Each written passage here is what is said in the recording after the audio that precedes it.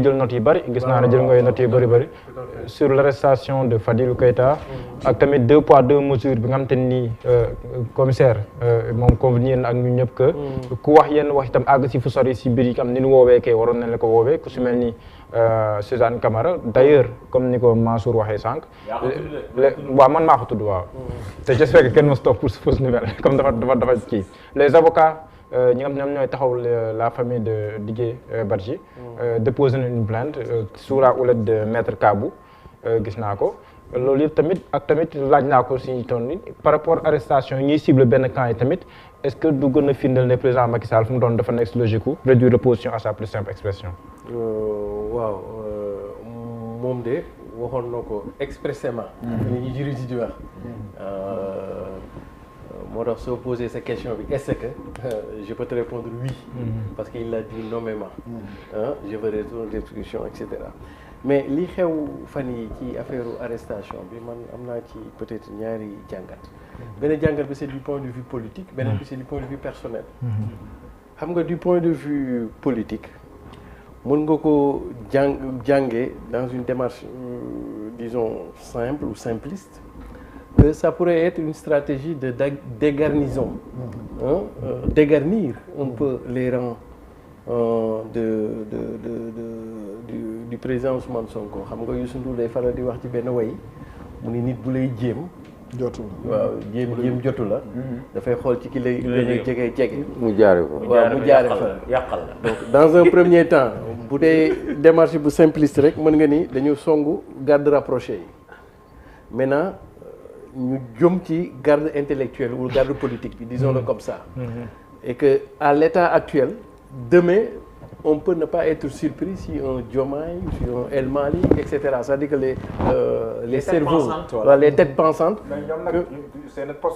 très bien d'ailleurs sax foofu laa bëgg a ñëw et d'ailleurs c'est pour ça que muy ñoom ak ñeneen lii très bien lii mon commissaire wax dafa am solo ça veut dire que Sénégal ñun ñëpp ko moom pour autant le régime doit nourrir la démocratie pour autant aussi l'opposition doit nourrir la démocratie et je pense que nous sommes tous dans ce qu'on pourrait appeler l'état de droit bu ñu ko fàtte et état de droit boobu daf ñuy imposer aussi un peu minimum de responsabilité réseaux sociaux yi c'est facile mais nañu maytu lu bari parce que perturber l'état de droit kenn du ci am ndam finalement que ne nit ñi di jël la pleine mesure de leurs écrits et de leurs paroles surtout par rapport à l'espace public parce que en définitive notre ultime garant c'est l'état kon nañuy sóor wàllu état te loolu nañu bañ a di jiital rek suñu wàllu bëgg-bëgg parce que yoon dafa sew yoon sew na façon sew boo xam ni mooy li sëñ Mansour doon wax defal tout ba looy wax nay leer nda waykat ba doon wax na lay leer looy waxati na lay leer kon donc looy waxati voilà nday sekk signature looy waxati na lay leer je pense que loolu am na ci solo beneen bi dafay jëm ci état bi ça veut dire que état bi aussi il faut mu comprendre que plus que l'état va durcir plus que les gars de Pastef aussi vont s'endurcir quelque part parce que xam nga nguur war nay maytu topp nit ku ñemewul woon ba mu mujj faf ñeme parce que kooku su ñemee day dal ca kaw xam nga la facilité avec laquelle qu'on arrête les gens yóbbu kaso bu fekkoon nit ki musul def kaso mu dem def kaso am na lu mu ragaloon ñeme na ko te xool nañ ci affaire yu bëri ba ci terrorisme les radicalisations ou la radicalité vient toujours de ces c'est-à-dire que nit bu demee ba léegi démythifier affaire boobu su génnaatee il prend du volume kon donc état bi pour man du point de vue stratégique war nay mën di éviter jàpp dugal kaso parce que en général ku fi génn kaso après la dugaloon kaso di nga ñemee sax lu ko raw du point de vue stratégique pour man état bi am na nu muy doxalee ça peut amener d'abord davantage de radicalisation ñoom seeni camp et j'estime qu'ils sont déjà radicalisés beneen bi mooy man dama jàpp ni lii lépp conséquence la xam nga de tout temps le civil et le militaire dañu àndoon di dox doxinu façon naar bu góor bu ma ko mënee wax c'est-à-dire que di dox intelligemment c'est-à-dire toujours dafa amoon benn frontière boo xam ni civil du dugg ci zone militaire militaire du dugg ci zone civil ñoom ñaar ñuy àndandoo di dox pour man frontière boobu nañu perte te ñi ngi ko perte ci président Ablaye Wade su fekkee sax nangu naa ni PDS dans le programme de 78 déjà il parlait que bu ñu ñëwee dañuy jox le vote aux militaires mais bi ñu ñëwee pouvoir ba jox ko dans un premier temps bu ngeen xoolee militaires yi ñoo daan njëkk a voté après civil yi voté ñu dem ba si yàgg ñuy considérer que c'est 2 votes léegi ñu def ko vote unifié civil yi dañuy voté militaire yi voté. non je pense que ba léegi noonu la ba léegi ni noonu la. te waaw te man njëkk voté ñu. très bien et dans la démarche pour man stratégique. Le fait qu'il y ait une confusion d'espace entre le militaire et le civil. Presque moo ñu jullee lii en une forme de politisation ça veut dire que jamais aujourd'hui à le regarder dans le fond. Nos forces de défense n'ont été jamais exposées à la politique, voire même à la politisation. Parce que dès lors qu'on les a donné le droit d'aller voter, on les donne le droit de prendre parti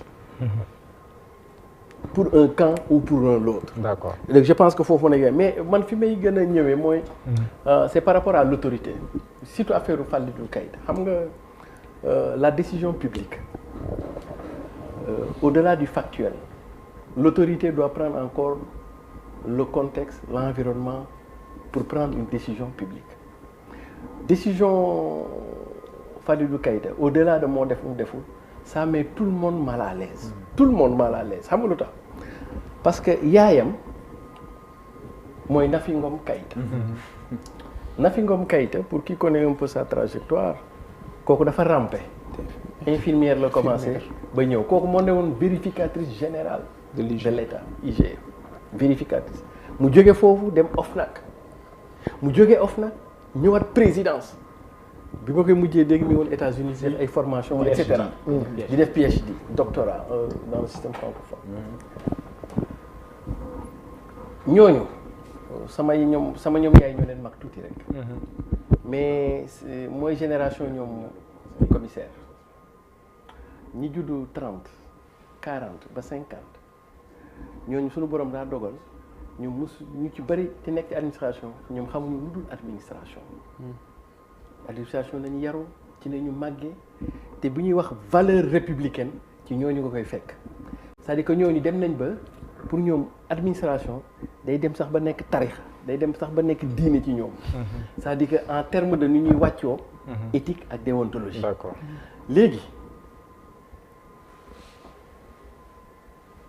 Nafi Ngom Keïta de par trajectoire bu mu jaar yëpp yàlla xam na ni elle sait beaucoup de choses boo nekkee vérificatrice d'État nekk OFNAC ñëwaat présidence xam na lu bari ci réew te beneen bi mooy le PASTEF a tellement infiltré l'État du Sénégal. Ah bon? Ah mais oui. Oui. D'ailleurs mieux taxal ma jox la. non taxal ñoom sax dañ koy wax patriote yi ngi non mais même non. ñoom dañ koy wax boobu dëgg la moom. même Sonko daf koy wax patriote yi ngi fépp. gars yi moom ils sont au sommet. danaa expliquer je vais aller beaucoup plus loin. mais foog nga daanaka. voilà très bien xam nga Ablaye Wade lan moo yokk tax Macky mën koo daan. infiltré. dañuy demee ba 2010 lu yendu ci Ablaye Wade fanaa ni ci Macky. loolu moo tax bi Macky ñëwee vague boobu yëpp. mais différence bi.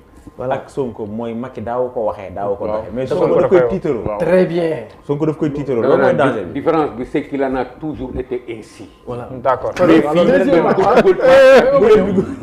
Ce besoin a toujours existé. Voilà. Dans les rapports de force. waaw maître waaw La section bleue au PDS. non mu ngi fi am solo bàyyi ko maître dama koy kii rek. waaw La section mu ngi fi am solo bàyyi ko mu def. ma ñëw jox la firndeel. pourquoi Pastef est allé je ne suis pas dans le jugement dans le factuel plus loin que Macky Sall parce que Macky Sall APR bi ñuy infiltré PDS dañ ko infiltré woon par rapport à l'administration publique par rapport au système judiciaire d'ailleurs dossier yooyu sax moo doon tax ñoom Latif di mën a bind lu bari. La particularité avec Sonko c'est que dafa laal l'arme. non seulement l'administration publique le système judiciaire et l'armée. Armée, police. non les services de sécurité. maintenant services de défense. foofu daanaka nga daanaka ça veut dire que foofu lan moo tax. balaa ñuy ñëw si troisième. foofu laay reprocher l'autorité parce que su boobaa dafay mettre mal à l'aise tout le monde xam nga du fait que le PASTEF a infiltré l'appareil d'État, le PASTEF peut disposer des informations sensibles. ëllëg ñu génne ko ñu tuumaal maire bi par exemple au motif par exemple xel mën naa daj loolu. que dañoo jàpp doomam. muy venger wu ci yooyu te man xam naa à peu près genre ñooñu. adduna du neex a neex. ba ñu jaawale. luy yëfi état. ak seen yëfi bopp ak seen yëfi li nga def ni am na mais solo. c'est trop préjugé de ça. léegi dañuy mettre beaucoup c'est trop préjugé de ça, Siré. Excuse-moi. waaw c'est parce que nit la. waaw très bien nit la. d'ailleurs nit la donc moo tax may wax toujours frontière bi ñu war a respecter. waaw parce que su demee ba doomu Nafi Ngom Keïta nekk leader ci biir Pastef. cette relation filiale elle est extrêmement sensible. elle peut pervertir toute forme de personnalité. Très bien. Et lu indi mu nekk militant Pastef.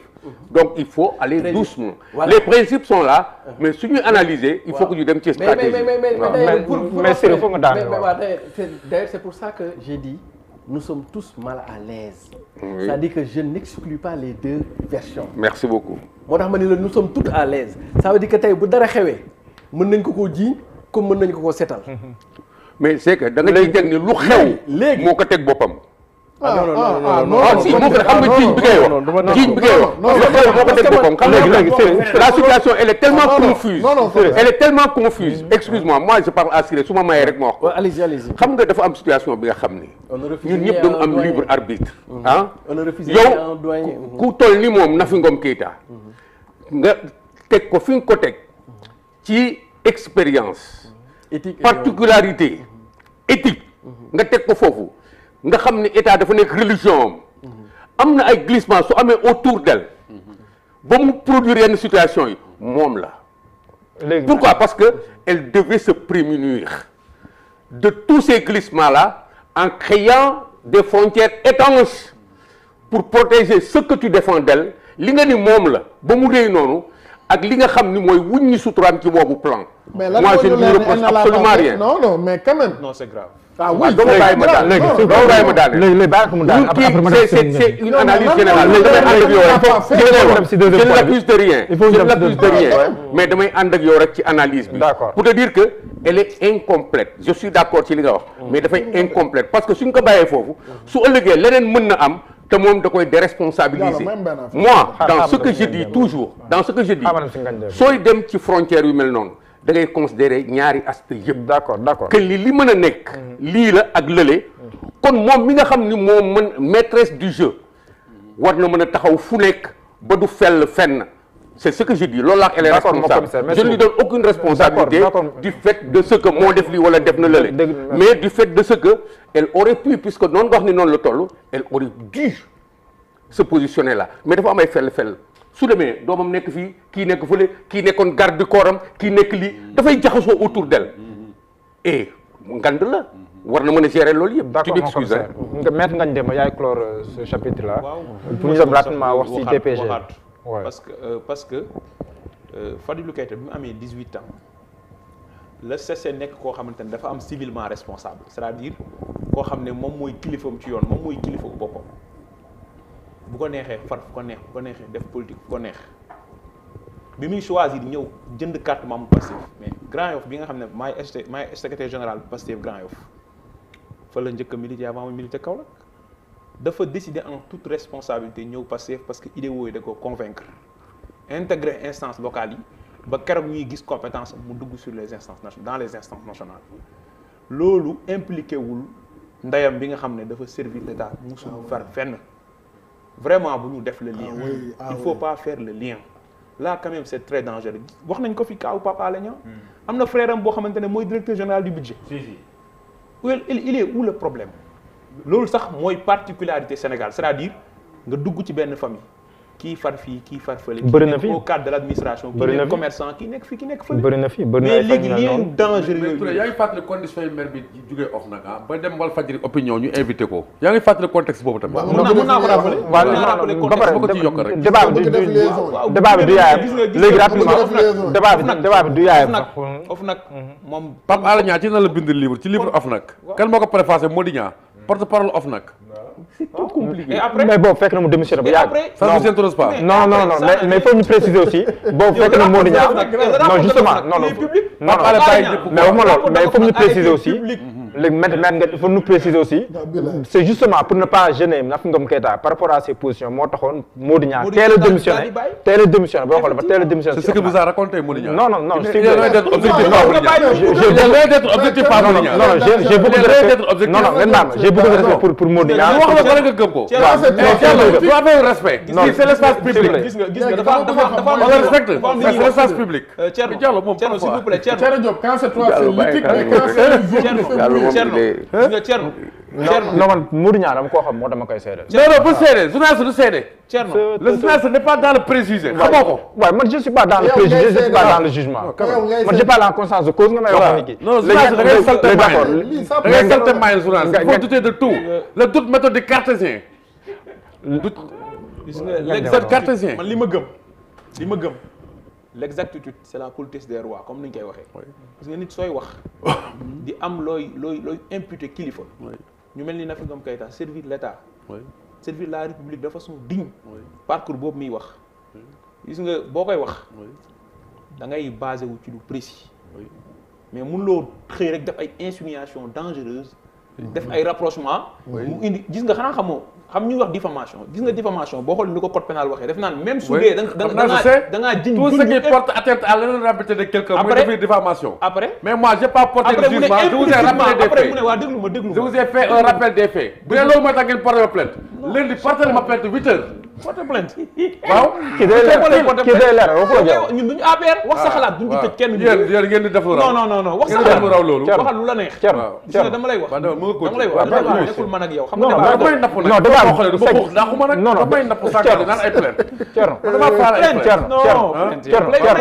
Thierno foog nga comprendre benn affaire le débat nekkul yéen ñaar. c'est pas un combat. s'il vous plaît débat bi du yéen ñaar.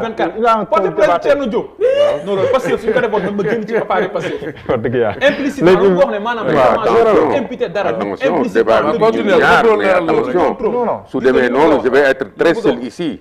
li ma bëgg a wax non il a le droit d'intervenir mais nag. waaw il a le droit d'intervenir. nga bàyyi ma wax. waaw ma la woon nii.